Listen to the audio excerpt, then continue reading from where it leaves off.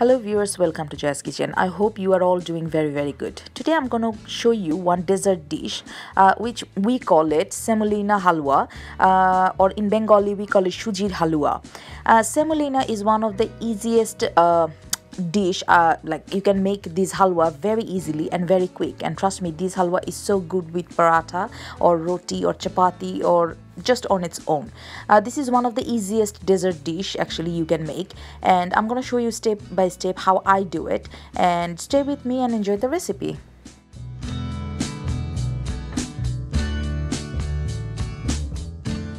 So I added already 3 tablespoons of ghee here, which is I used actually Asian ghee, proper Asian ghee. If you don't have ghee, you can use clarified butter. That's going to be fine as well, but better if you add ghee for this kind of halwa. So in this ghee, at first I'm going to fry some cashew nuts and some raisins. So this is very important that you fry your nuts and raisins first. So they're going to take at least 2 minutes. And I'm gonna fry them till they're like golden brown and really like toasty. So I'm not adding too much ghee in my halwa, but if you don't have any fat problem or nothing, you just use more ghee.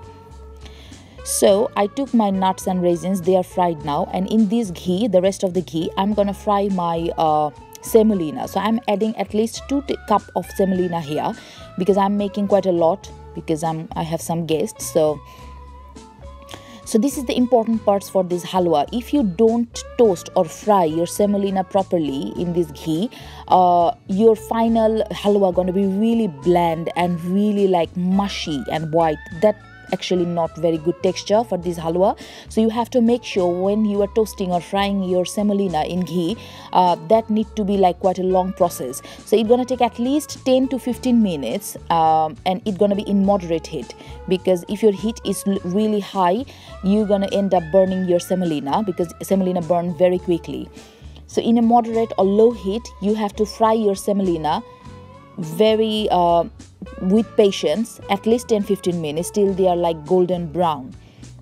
In that case, your final halwa going to be really crunchy and really kind of like how can I explain, really good texture, not very mushy. So now I'm gonna fry this semolina at least 12 to 15 minutes, just like in a moderate heat. So just like that.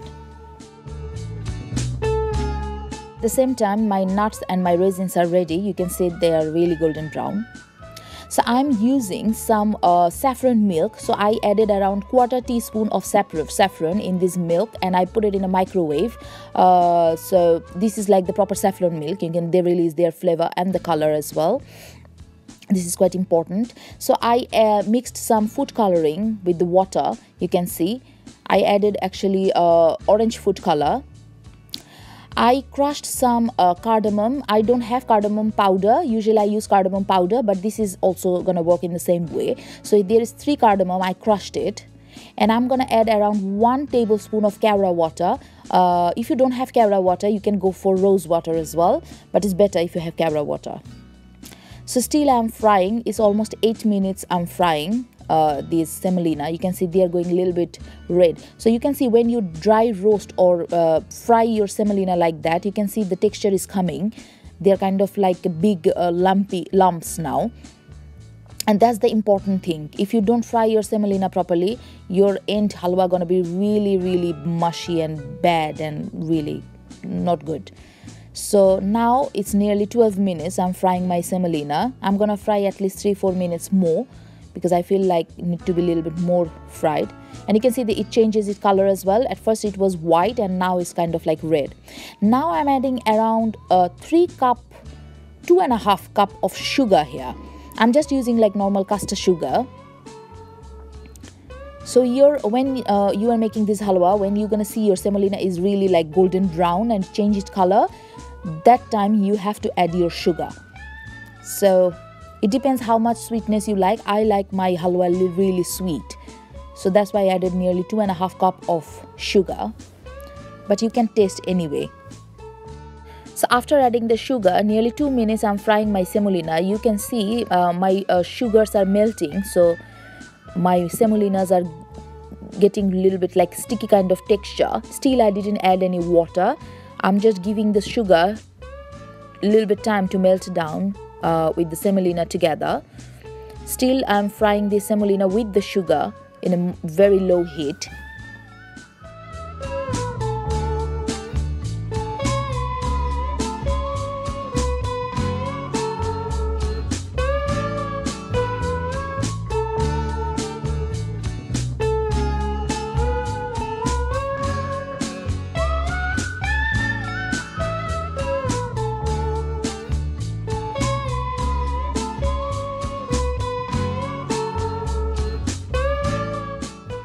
So now I'm gonna add around one and a half cup of boiling water in my semolina, because now my sugar is a little bit like half melted. So I need to add a little bit water to give it a little bit chance to melt properly and to cook my semolina properly. So one thing I need to let you know, guys, that don't add too much water when you are making semolina halwa, because if you add too much water, the halwa gonna be like really mushy and the texture gonna be like really creamy, and that's not really good for the semolina halwa. The semolina halwa need to be a little bit like crunchy and dry, and it's different. It's going to be really sticky. So if you think like you need more water, add gradually, but don't add too much water in the first time. Otherwise your semolina going to be like a bit confused and they're going to be like disaster in your pan. So did you see I added at first 1.5 cup of water. So my sugars are still melting and I'm like thoroughly